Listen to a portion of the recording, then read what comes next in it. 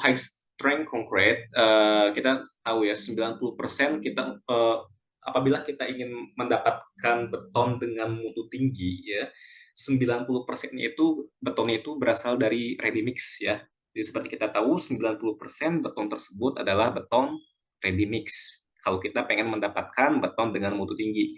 Kenapa? Karena di ready mix itu kita tahu ya, jadi pada saat di ready mix komposisi adukan baik itu dari segi semen, pasir, kerikil, terus takarannya berapa, jadi dia itu udah ditentukan, ya itu untuk yang pemesanan di ready mix.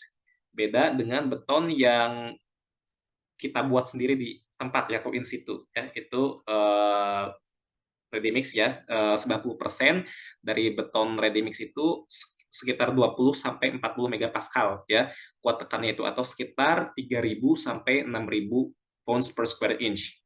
Itu untuk beton ready mix ya, jadi 90% itu sekitar 20 sampai 40 megapascal. Nah, kuat tekan tersebut diuji pada umur ke-28 hari ya. Kuat tekan dari beton tersebut diuji pada umur 28 hari. Nah, tetapi kebanyakan beton ready mix yang kita dapatkan kuat tekan itu sekitar 30 sampai 35 megapascal. Itu kebanyakan yang kita dapatkan beton dari ready mix itu ya. Nah, tetapi secara definisi yang dimaksud dengan high strength concrete itu adalah beton dengan mutu lebih dari 70 megapascal ya, untuk kuat tekan itu lebih dari 70 megapascal atau 10.000 pound per square inch yang diuji pada umur ke-28 ya. Itu untuk beton bermutu tinggi ya by definition. Nah, terus bagaimana sih kita untuk mendapatkan beton dengan mutu yang tinggi itu, bagaimana kita mendapatkannya? Nah, salah satunya itu adalah penggantian sebagian agregat dari beton tersebut. Nah, dengan penggantian sebagian agregat tersebut, kita akan mendapatkan beton dengan mutu tinggi. Nah, sekarang kita next dulu ya ke agregat. Oke, nah untuk high strength concrete material, nah untuk agregatnya itu bisa kita lihat untuk ukurannya. Nah, jadi ukuran dari agregat itu sangat mempengaruhi ya. Jadi ukurannya itu sangat mempengaruhi terhadap mutu atau kuat tekan dari beton tersebut ya. Nah, ukurannya itu sekitar kalau interval itu sekitar 9,5 sampai 12,5 mm atau sekitar 3/8 sampai setengah inch ya. Itu ukuran dari agregat yang digunakan sebagai material campuran dari beton tersebut ya. Nah, untuk mendapatkan agregat dengan ukuran 9,5 sampai 12,5 mm tersebut, maka dibutuhkan mesin pengayak. Jadi untuk memisahkan antara mana itu fine agregat atau agregat halus sama uh, agregat kasar. Jadi harus dipisahkan terlebih dahulu. Ya, jadi di mana nominal maximum size gives optimum strength. Jadi ketika misalkan size-nya itu ini ya, size misalkan untuk fine aggregates maksimum, dan untuk yang uh, agregat kasarnya juga maksimum, itu akan memberikan optimum strength ya dengan kuat tekan yang optimum. Jadi ada maksimum, ada optimum. Kalau optimum itu adalah kuat tekannya itu dia itu udah optimal. Jadi optimal. Jadi ketika kuat tekan yang kita harapkan itu udah optimal. Tapi kalau misalkan kuat tekannya itu maksimum itu maksimum itu kapan sih didapatkannya itu? Tapi kalau kita kan lebih ke optimalnya. Nah, jadi kuat tekannya lebih ke optimal gitu ya. Nah, untuk berikutnya adalah mengkombinasikan single size for required grading allows for closer control and reduce variability in concrete. Nah, untuk yang sebelumnya ya, mengkombinasikan single size, jadi untuk ukuran yang sama, yang dibutuhkan sebagai grading untuk gradasi dari si beton tersebut, kita bisa memberikan istilahnya kayak kontrol lagi ya, memberikan for closer control, jadi untuk mengkontrol dan mengurangi variability in concrete, jadi mengurangi keberagaman agregat pada konkret tersebut atau pada beton tersebut. Dengan cara apa? Dengan single size, jadi ada kombinasinya itu kita tentukan kombinasinya itu dengan single size itu ya, jadi supaya kita bisa mengkontrol untuk ukurannya itu. Nah, itu fungsinya untuk apa sih? Nah, untuk mengurangi variability dalam beton tersebut. Nah, seperti itu. Nah, kemudian untuk 70 megapascal ya, untuk kuat tekan 70 megapascal atau lebih, define modulus atau modulus kehalusan of sand dari pasir ya, modulus kehalusan dari pasir itu should be dia harus 2,8 sampai 3,2. Itu modulus kehalusannya. Jadi nanti akan diuji dulu di lab Mektan untuk mengetahui berapa sih modulus kehalusan dari pasir tersebut. Ya, itu sekitar 2,8 sampai 3,2 ya. Lower may give lower strength and sticky mixed. Nah, apabila modulus kehalusan itu lebih kecil dari 2,8 ya, itu akan mendapatkan kuat tekan yang rendah dan sifat dari si pasirnya itu dia lebih sticky. Jadi lebih lengket. Jadi ketika pasir tersebut dia bereaksi dengan air, pasir tersebut dia akan lebih sticky ya. Makanya untuk fine modulus sand-nya itu sekitar 2,8 sampai 3,2 dan tidak boleh kecil daripada itu.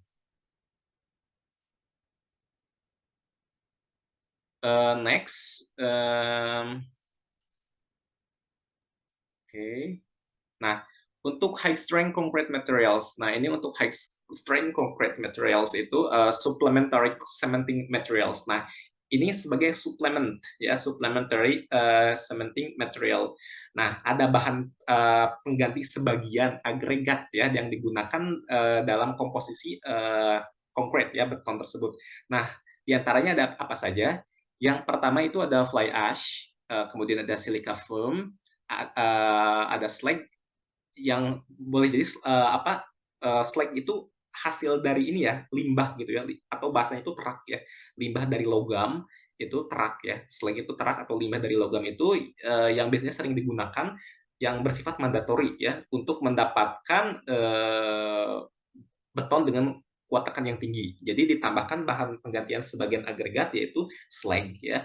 Nah, kalau untuk yang fly ash atau silica foam itu biasanya abu terbang yang didapatkan dari biasanya setelah erupsi gunung vulkanik itu didapatkan fly ash atau silica foam itu ya.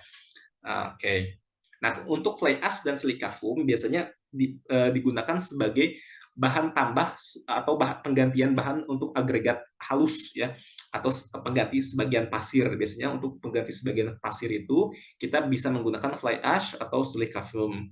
Oke, okay. Nah tetapi kalau untuk yang slag atau terak itu biasanya digunakan untuk penggantian sebagian agregat kasar. Nah, contohnya itu seperti ya penggantian sebagian kerikil ya nanti. Nah, untuk ukurannya itu disesuaikan dengan ukuran kerikil yang dipakai dalam pembuatan batu tersebut ya. Jadi nanti uh, prosesnya sama seperti dilakukan pengayakan dan sebagainya ya. Dengan dengan proses yang sama tersebut, jadi komposisi-komposisi dari bahan-bahan itu akan digantikan oleh si fly ash, silica foam atau slag tersebut ya. Jadi itu bahan pengganti sebagian dari material tersebut gitu ya. Mungkin beberapa pernah dilakukan penelitian ya, sangat banyak penelitian ya. Jadi sangat banyak penelitian tentang fly ash, silica foam atau slag di mana penambahannya itu bisa mulai dari 0%, 20, 40, 60 sampai 100 ya. Itu ada penelitian tentang itu. Dan itu pas pada saat diteliti itu didapatkan berapa sih kuat tekannya pada umur misalnya 7, 14, 28 dan sekitarnya. Nah, tetapi kalau misalkan bahan-bahan tersebut kalau misalkan kita gunakan di ready mix, nah itu bisa kita dapatkan kuat tekan yang tinggi ya. Jadi bahan-bahan tersebut biasanya digunakan sebagai bahan tambah untuk mendapatkan high strength concrete tersebut ya. Nah, untuk dosisnya itu rate-nya itu sekitar 5% sampai 20% atau lebih tinggi by mass of cementing material dari massa dari semen tersebut ya. Ini dosis rata-ratanya sekitar 5 sampai 20 atau lebih tinggi ya. Oke. Okay. Next. Nah, selanjutnya tadi kan agregat ya, agregat itu didapatkan dari fly ash, terus kemudian silica foam atau slag atau perak ya. Nah, sekarang itu admixture. Nah, admixture itu adalah bahan tambah yang sifatnya itu bahan tambah kimia ya. Jadi bahan tambah kimia yang digunakan untuk menambah kekuatan dari beton tersebut. Nah, untuk admixture-nya itu use of water reducer. Nah, penggunaan seperti water reducer. Nah, water reducer atau apa ya istilah itu kayak bahan-bahan tambah atau admixture pada beton yang digunakan untuk mengurangi kadar air dari beton tersebut. Ya seperti kita ketahui, ketika misalkan beton, pasta semen ya, pasta semen, ketika bertemu dengan air, dia akan membentuk suatu eh, ikatan hidrolis gitu ya. Jadi maksudnya terjadi proses hidrolis, jadi panas yang cepat di dalam beton tersebut. Jadi akan mendapatkan suatu panas yang cepat.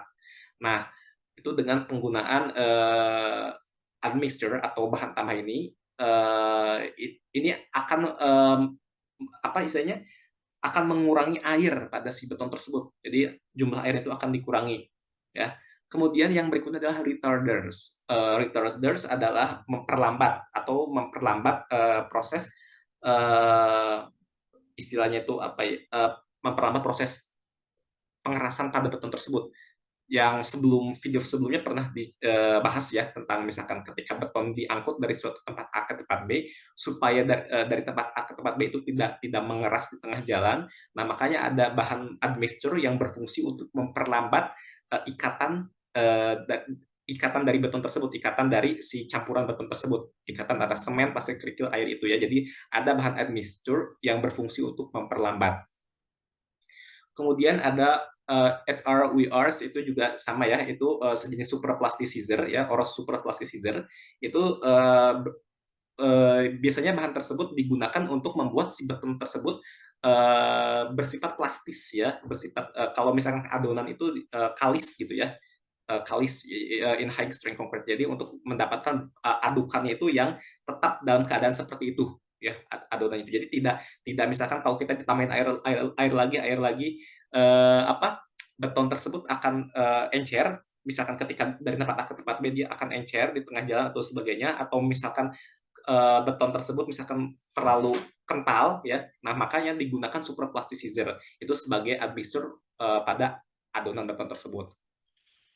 Yang berikutnya adalah air retaining admixture, not necessary ya. Kalau untuk air retaining admixture, jadi admixture untuk ini udara ya, untuk admixture untuk biasanya digunakan sebagai apa yang hubungannya dengan udara. Jadi kan pada saat di beton itu kan ada udara-udara yang di dalamnya tuh.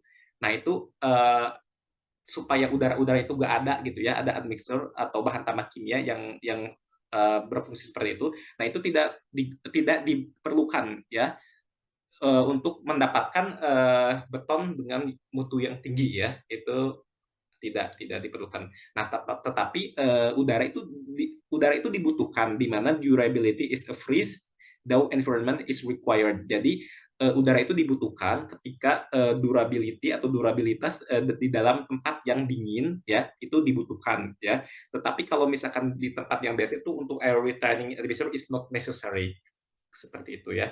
Nah kemudian terus bagaimana sih kita mengetahui untuk udara itu ya, misalkan udara dalam beton itu ya, bagaimana sih kita tuh mengetahui dia itu perlu mandatory atau necessary, dia perlu apa enggak. Nah ini hubungannya ada di water cement ratio atau rasio dari antara air sama semen tersebut, dimana kalau misalkan rasionya itu adalah water per semen, rasio itu lebih dari sama dengan 0,30, maka itu udara diperlukan. Tetapi kalau misalkan rasionya itu water per sementnya itu kurang dari 0,25, maka udara tidak diperlukan.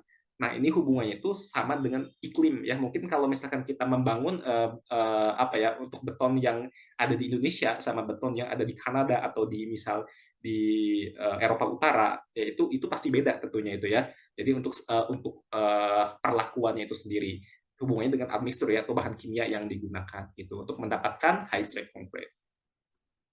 Nah, yang berikutnya tentang placing, consolidation, and curing. Ya, placing, consolidation, and curing. Nah, untuk placing sendiri itu hubungannya tentang penempatan. Ya, placing penempatan. Ya, beton pertama kali dibuat sampai beton itu diletakkan, misalkan di proyek A, B, C, D. Nah, itu placing. Yang kedua adalah consolidation. Consolidation itu adalah konsolidasi dari beton tersebut. Ya, jadi beton itu tercampur dengan baik ya beton itu. Jadi terkonsolidasi baik itu semen, pasir, kerikil semua tercampur dengan baik sehingga sehingga pada saat diuji dia itu akan mendapatkan high strength yang ditentukan ya. Jadi high strength yang direncanakan seperti itu ya. Itu consolidation. Dan yang berikut adalah curing atau perawatan. Nah, beton sendiri setelah beton tersebut dibuat, kemudian sampai dia umur 28 hari dia membutuhkan curing atau perawatan. Ya, kalau misalkan bagi orang-orang teknik sipil kan pernah lihat tuh ada bak-bak yang untuk meletakkan beton-beton yang hasil pembuatan itu di dalam air, ya itu untuk sistem itu untuk curing ya. Itu untuk curing. Uh, ada yang di lab-lab teknik sipil kalian pernah lihat yang seperti itu. Nah, delays in delivery and splicing must be eliminated. Nah, ini delay jadi pada saat delivery itu kan kita tahu ya, kita tidak bisa memprediksi kondisi jalan, apakah dia macet ataukah misalkan aksesnya susah ke tempat A ke tempat B atau misalkan ada hal-hal yang tidak diharapkan. Itu pasti pada saat pengiriman itu akan mengalami delay. Nah, pada saat pengiriman itu akan mengalami delay. Nah, ini hubungannya dengan placing itu sendiri. Nah, untuk mengurangi itu maka yang sebelumnya itu harus ditambah dengan admixture bahan tambah ya. Jadi untuk mengeliminasi dari si apa ya delay-nya itu. Ya, yang berikutnya adalah consolidations very important to achieve strength. Jadi konsolidasi dari adukannya itu sangat penting untuk mendapatkan dari kuat tekan yang tinggi. Nah, salah satu penyebab konsolidasi yang tidak baik dari beton tersebut adalah nama itu adalah segregasi. Ya, jadi segregasi itu keadaan di mana agregat kasar, agregat fine agregat ya, agregat halus dan agregat kasar itu tidak bercampur dengan sempurna pada beton tersebut. Nah, ketika misalkan agregat tersebut tidak tercampur dengan sempurna, itu akan menyebabkan segregasi. Ya, itu akan menyebabkan segregasi. Nah, di mana ketika segregasi tersebut, beton tersebut tidak akan mengalami konsolidasi yang baik.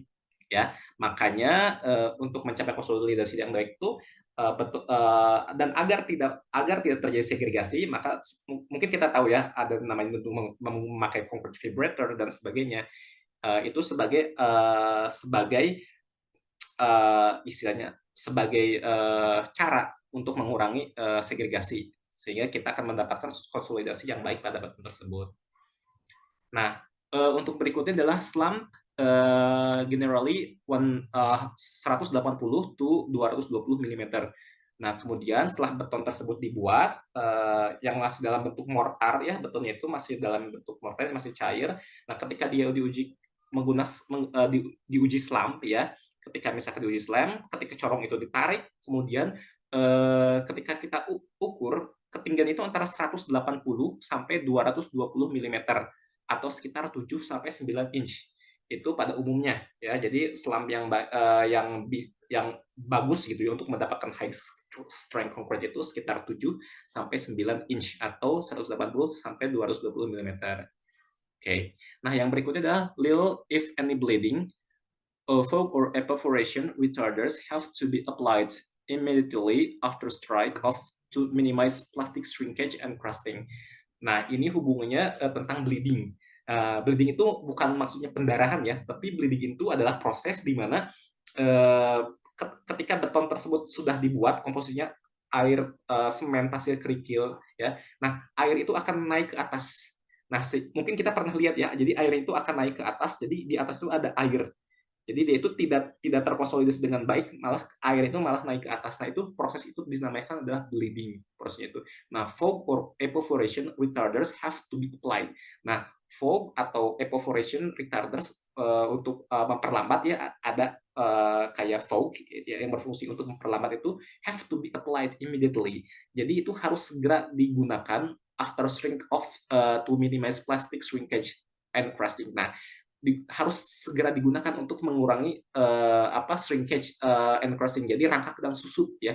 Jadi untuk mengurangi rangkak dan susut. Nah, apabila misalkan ini tidak cepat is not immediately tidak secara cepat dilakukan ya untuk perlakuan yang seperti ini, dia itu akan mengalami rangkak dan susut di mana beton tersebut ketika dia jadi dia itu akan pecah-pecah Mungkin kita pernah lihat ya beton yang bisa mengalami retak rambut dan seperti itu. Nah, ini hubungannya sama itu. Jadi ada terjadinya bleeding ya. Nah, itu walaupun yang kecil tetapi itu sangat berdampak ketika misalkan kita tidak secara cepat menanggulanginya gitu ya. Nah, kemudian di 7 day moist curing. Nah, di 7 hari itu dia itu harus mendapatkan kelembaban yang baik. Itu 7 hari itu wajib ya. 7 hari itu wajib mendapatkan kelembaban yang baik.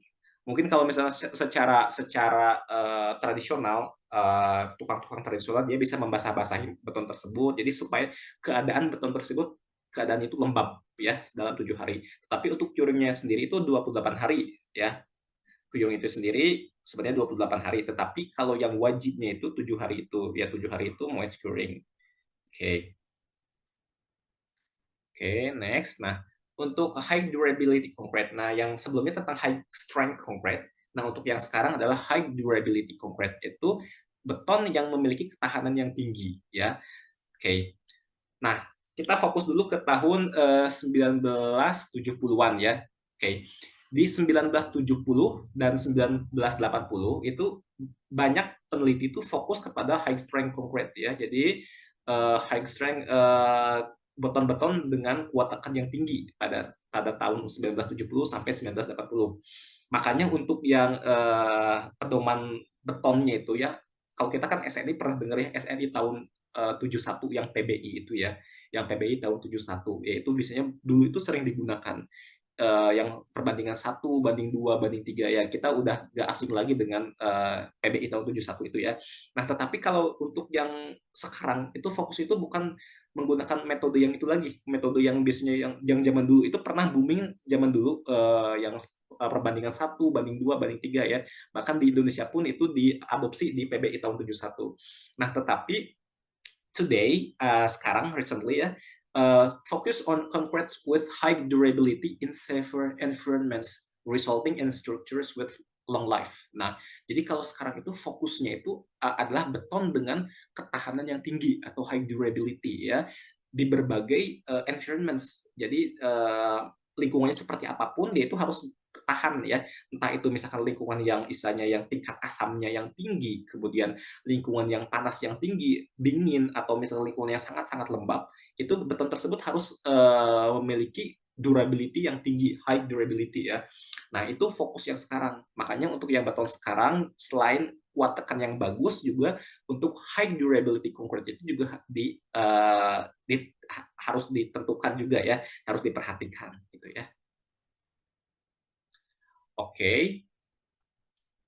Nah, untuk high durability concrete, durability issues that HPC can address high performance concrete ya, HPC itu high performance concrete. Nah, durability isu dari ketahanan itu yang bisa ditentukan itu apa saja sih yang bisa yang dimaksud dengan isu ketahanan itu apa saja? Nah, yang pertama itu adalah abrasion resistance ya, atau resistensi terhadap abrasi.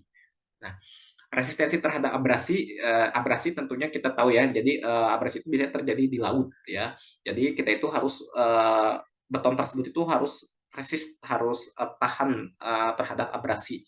Jadi biasanya bangunan-bangunan untuk tanggul ya seperti di daerah-daerah pesisir ya atau pantai gitu ya yang biasanya mengalami abrasi di tepi-tepi pantai atau pelabuhan atau bangunan-bangunan yang hubungannya dengan pantai ya itu biasanya harus beton yang high durability concrete ya. Jadi beton yang bisa resist atau yang memiliki resistensi terhadap abrasi. Yang berikutnya adalah blast resistance. Jadi beton yang tahan terhadap ledakan ya. Jadi kalau misalkan beton misalkan beton-beton tersebut itu biasanya beton yang kuat tekannya itu tinggi ya. Jadi kalau misalkan beton-beton yang tahan terhadap ledakan, apalagi beton-beton untuk pembangunan yang power plant ya. Beton-beton untuk power plant atau misalkan beton untuk ya reaktor nuklir atau ya bahan-bahan isinya powerhouse atau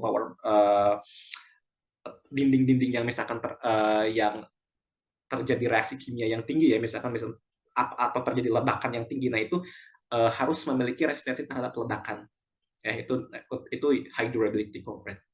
Yang berikutnya adalah permeability atau permeabilitas. Nah, ini ada hubungannya adalah dengan air ya. Jadi air yang terdapat dari beton tersebut, air yang dapat istilahnya air dapat menyerap kepada beton tersebut, itu hubungannya dengan permeabilitas ya. Nah, yang berikutnya adalah carbonation, tentang karbonasi, yaitu unsur-unsur karbon yang terdapat dalam beton tersebut. Jadi misalkan ketika beton tersebut berhubungan dengan unsur-unsur yang karbon, itu kan akan mempercepat kerusakan dari beton tersebut ketika bersinggungan dengan karbon. Seperti contohnya korosi. Korosi itu dia itu kan proses persinggungan juga ya. Itu kalau itu pada baja. Nah, kalau pada beton pun juga sama. Jadi ketika misalkan ada bersinggungan dengan karbon, itu akan mengalami istilahnya umurnya yang tidak begitu lama ya. Nah, makanya untuk high durability concrete itu bisa dikatakan high durability kalau misalkan pada saat carbonation itu dia bisa resist juga kayak gitu. Ya, berikutnya adalah freeze thaw resistance. Nah, ini hubungan tentang iklim ya, terutama di negara-negara subtropis atau negara-negara yang dingin juga ya, itu negara-negara yang dingin juga harus tahan juga. Nah, kemudian chemical attack, ya chemical attack itu adalah serangan dari zat-zat kimia, ya serangan dari zat-zat kimia, baik itu zat-zat kimia yang berbentuk cair, logam maupun uap gitu ya, itu chemical attack. Yang berikutnya alkali silika reactivity. Nah, ini hubungan dengan alkali silika reaktif ESR itu ya. Jadi ketika misalkan bertemu dengan alkali atau bahan alkali atau silika itu, dia itu akan mengalami reaktif ya. Nah, itu dan itu bisa menyebabkan beton tersebut nggak akan lama gitu bertahannya itu. Nah, kemudian corrosion rates of rebar. Nah, ini hubungannya dengan beton bertulang ya. Jadi beton bertulang itu di dalam tulang di dalam beton itu tulang itu bisa mengalami korosi ketika dia bertemu dengan bahan-bahan kimia atau misalkan yang menyebabkan bahan kimia tersebut bisa masuk ke dalam pori-pori dari beton tersebut. Gitu. Nah, oke. Untuk high durability concrete, Confederation Bridge, nah ini contohnya ya, ada Northumberland Strait, Prince Edward Island, New Brunswick 1997. Nah, ini salah satu contoh ya, salah satu contoh dari high durability concrete. Nah, komposisinya ya. Nah, komposisi dari high durability concrete ini bisa dilihat gambarnya di Confederation Bridge di Northumberland Strait ya, Prince Edward Island. Nah, ini bisa kita lihat contohnya. Nah, untuk penggunaan semennya itu sendiri ya yaitu 398 kg per meter kubik. Nah, itu penggunaan semennya 398 kg per meter kubik. Kemudian untuk fly ash-nya itu 45 kg per meter kubik. Kemudian silika fume-nya itu 32 kg per meter kubik. Kemudian rasio water percentage-nya itu 0,30. Kemudian water reducer 1,7 liter per meter kubik. Kemudian untuk super plasticizer-nya, nah ini untuk super plasticizer yaitu 15,7 liter per meter kubik. Kemudian untuk air atau udaranya itu 5,8% ya. Jadi udara yang terdapat dalam betonnya itu ada 5,8% itu dibutuhkan.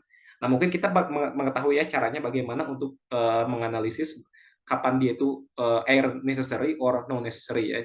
Jadi atau dibutuhkan atau tidak dibutuhkan. Kapan udara dibutuhkan dan kapan udara tidak dibutuhkan. Itu nanti hubungannya nanti ada yang di slide sebelumnya ya. Jadi rasio air per semen itu ya. Nah, kemudian di umur 90 hari, 91 hari ya, kuat tekan itu adalah 60 megapascal ya, 8.700 pound per square inch ya. Kuat tekan itu di umur 91 hari. Nah, kita tahu ya untuk kuat tekan beton itu optimumnya itu di umur 28 hari. Tetapi setelah umur 28 hari, beton itu akan meningkat kuat tekannya itu. Nah, di umur 91 hari, kuat tekan itu bisa sampai 60 megapascal. Nah, ini pada saat pengujian di Confederation Bridge di Prince Edward Island ya. Oke. Self-consolidating concrete. Jadi atau SCC ya, beton yang bisa mengkonsolidasi dengan sendirinya ya. Jadi itu self-healing concrete.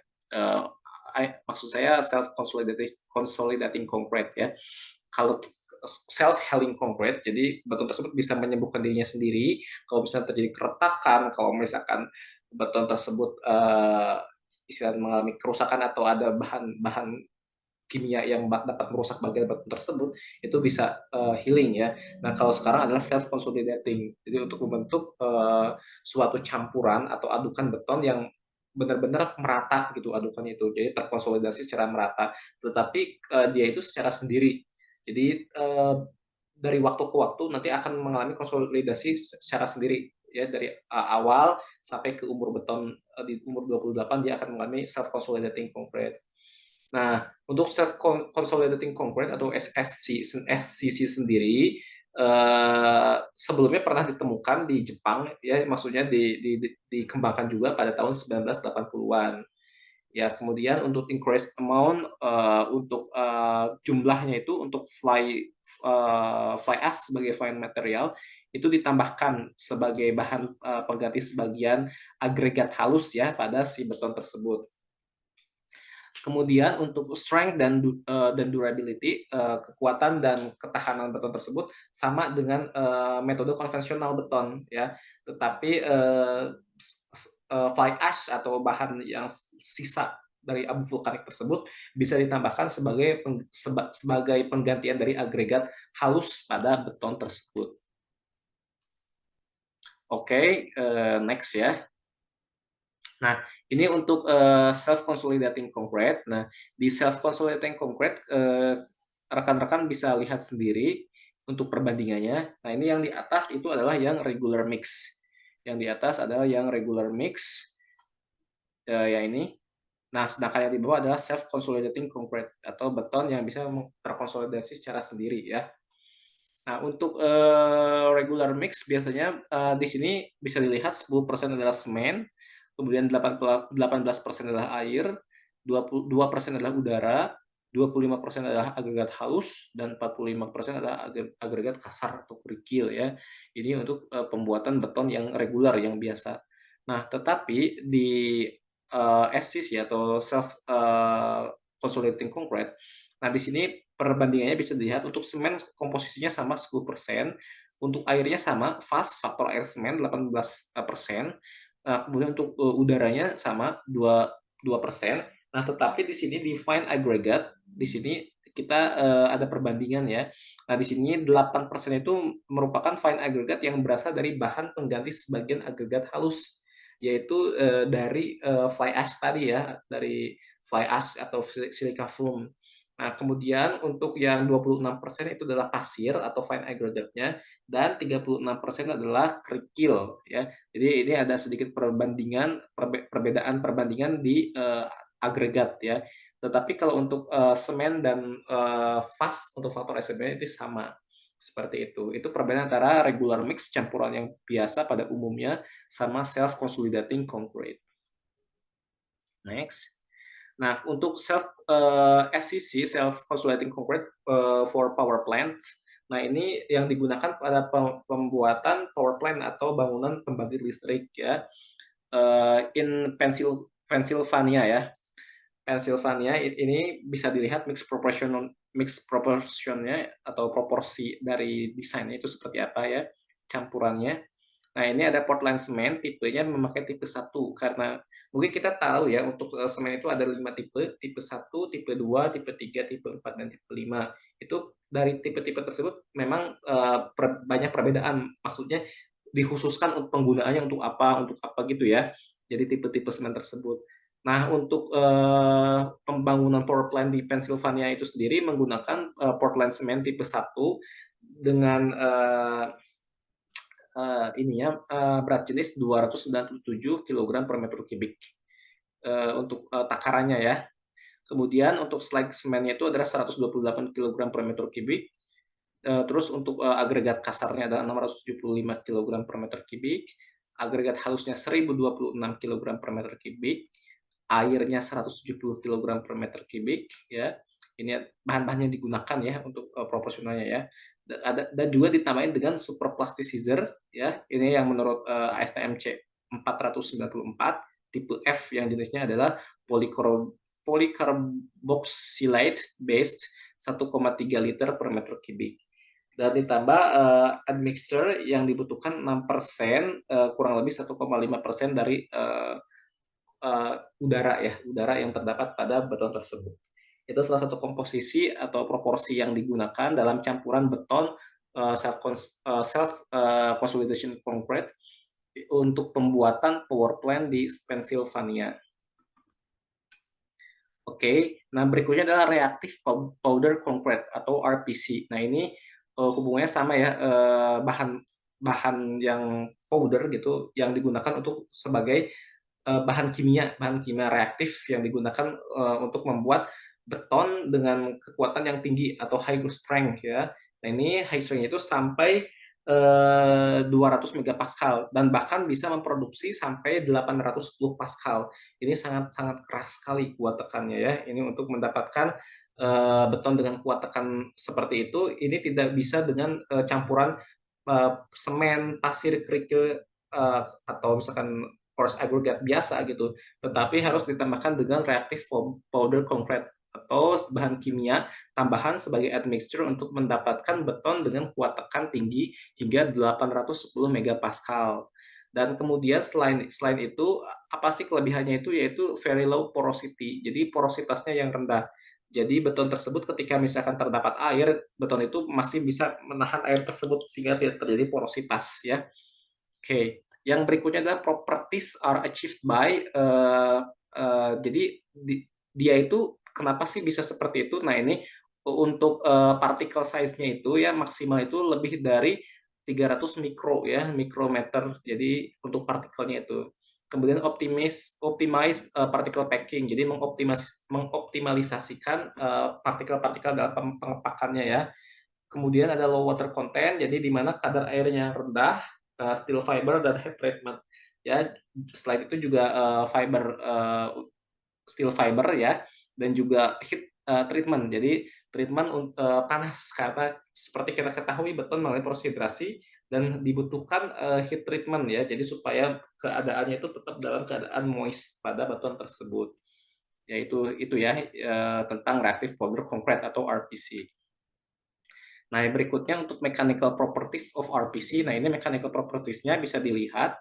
Ya, yang pertama untuk compressive strength, untuk satuannya adalah megapascal atau pounds per square inch. Nah, di sini untuk kekuatannya itu bisa 80 megapascal ya atau 11.600 pounds per square inch. Nah, ini untuk beton yang RPC ya, reactive powder concrete ini di 200 megapascal atau 29.000 psi ya, pound per square inch. Nah, ini untuk yang compressive strength. Kemudian untuk flexural strength ya 7 megapascal dan RPC-nya menjadi 40. Nah, kemudian untuk tensile strength, nah di sini bisa dilihat kalau di RPC itu adalah 8 ya, 8 megapascal. Kemudian untuk modulus elastisitas di sini untuk unitnya gigapascal di mana nilainya itu kalau misalkan yang ini yang umum adalah 40 ya atau 5,8 kali 10 pangkat 6 pounds per square inch. Sedangkan yang untuk yang RPC-nya adalah 60 gigapascal atau 8,7 kali 10 pangkat 6 pounds per square inch. Nah, untuk fracture toughness tentang rangka susutnya itu terjadi frakturnya itu keruntuhan itu pada energi 103 joule per meter persegi untuk kurang dari 10 megapascal, di mana untuk reactive powder concrete sekitar 30 megapascal. Untuk freeze down RDF 90 untuk RPC-nya adalah 100. Untuk carbonation adalah 2 mm dan untuk RPC adalah 0. Jadi di RPC itu tidak mengalami karbonasi, sedangkan di yang biasa itu mengalami karbonasi sebesar 2 mm. Untuk abrasi 10 pangkat min 12 meter square per second untuk abrasi pada umumnya untuk yang nilainya 80 megapascal sebesar 275 dan sedangkan untuk RPC hanya sebesar 1,2. Nah, ini untuk reactive concrete powder atau reactive powder concrete ya RPC ya. Reactive powder concrete RPC. Ini yang dipakai di Pennsylvania. Nah, kalau ini contohnya bisa digunakan pada jembatan juga untuk reactive fabric powder concrete.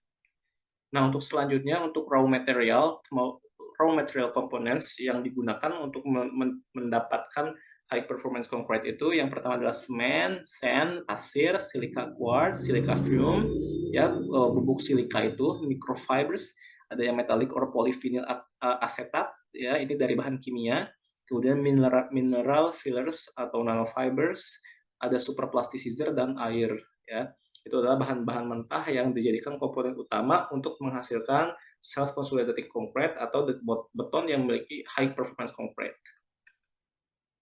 Nah, what is typical ductile mix? Nah, ini untuk typical ductile mix campuran yang akan digunakan bisa dilihat. Nah, bisa dilihat campuran yang digunakan ya.